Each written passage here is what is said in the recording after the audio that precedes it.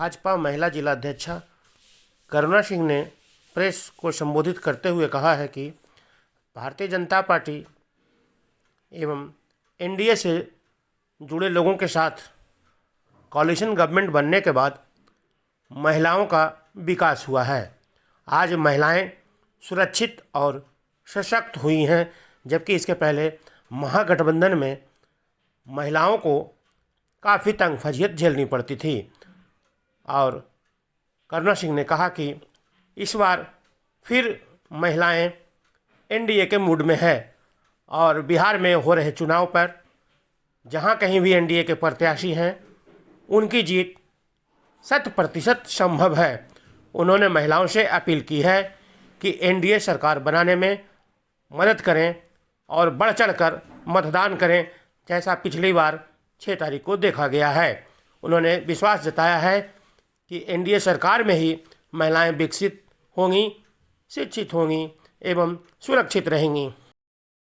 ये है कि जो लोग कह रहे हैं कि महिलाएं बटी हुई हैं और अलग अलग दिशा में वोटिंग करेंगी, उसको लेकर के ये प्रेस कॉन्फ्रेंस रखा गया है ताकि हम लोगों को बता दे कि हमारी जो है 100% महिलाएं और 60 साल से ऊपर की जो बुजुर्ग हैं, सारे का वोट एनडीए को एक मुश्त जा रहा है।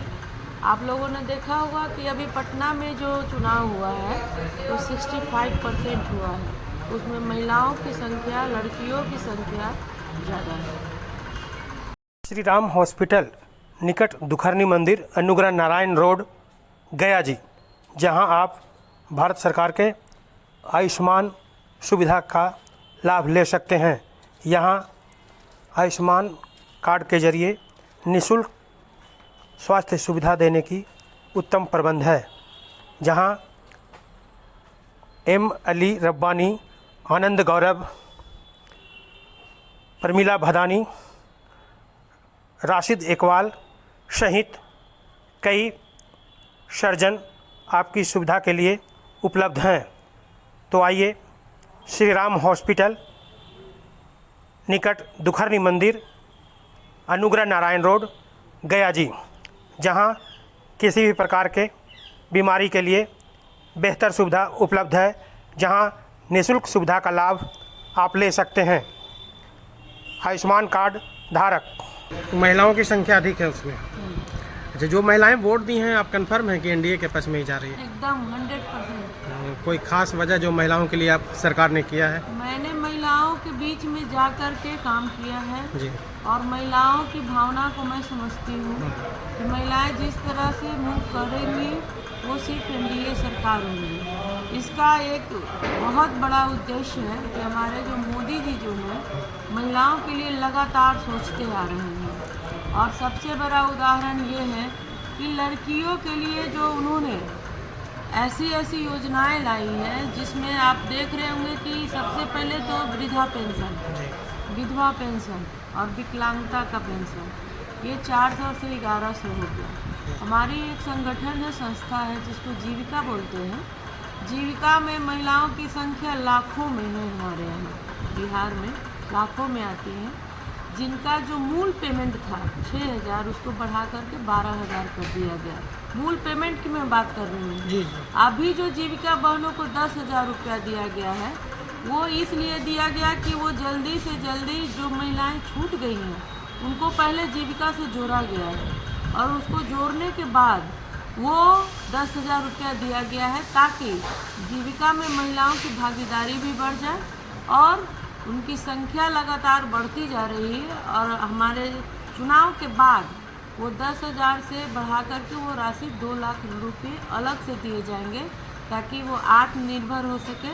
उसमें बहुत सारी लड़कियां हैं जो एजुकेशन में नहीं हैं, वो अपना बिजनेस कर सकती हैं, जो सिलाई कटाई, आपको ये क्या बोलते हैं, ब्यूटी पार्लर करती हैं, या बहुत सारी चीज़ें जो उनके नॉलेज में अच्छी चीज़ें हैं, वो करने के लिए वो 2 लाख रुपये उनके लिए सफिशिएंट है पहला स्टेप उठाने के लिए। वो 2 लाख रुपया लोन होगा या फिर जैसे 10,000 रुपया मिला उसी तरीके से, या फिर चुकाना होगा उसको? नहीं, उसमें कुछ पैसे लौटाने होंगे, क्योंकि आपको अगर सारी चीज़ें फ्री दी जाएंगी तो आप आत्मनिर्भर नहीं बन सकते हैं। आत्मनिर्भर तभी बनेंगे जब आपको लगेगा कि हमको उन चीज़ों को लौटाना है, तब आप उस पर क्या करेंगे, मेहनत करेंगे, और मेहनत करेंगे तो आप आत्मनिर्भर खुद ब खुद हो जाएंगे। सरकार की बहुत सारी योजनाएं हैं बच्चे पैदा होने से लेकर के मरने तक, हाँ, लेकिन ये सारी योजनाएं आज भी अधिकारियों के हाथ में है, अधिकारियों के हवाले हो गया है। जैसे महिला की पहचान बच्चे से होती है, बच्चों के लिए आंगनवाड़ी है। एक आंगनवाड़ी में 40 बच्चों को जगह दिया जाता है। कोई भी आंगनवाड़ी ऐसा शहर में नहीं है, खासकर शहर की बात कर रहे हैं, 10-5 बच्चे रहते हैं। देखिए, आप जिस समय रिपोर्टिंग करने जाते हैं उस समय की क्या स्थिति होती है, सरकार का जो रिपोर्ट कार्ड है उसकी क्या स्थिति है, वो अलग अलग चीज़ें हैं।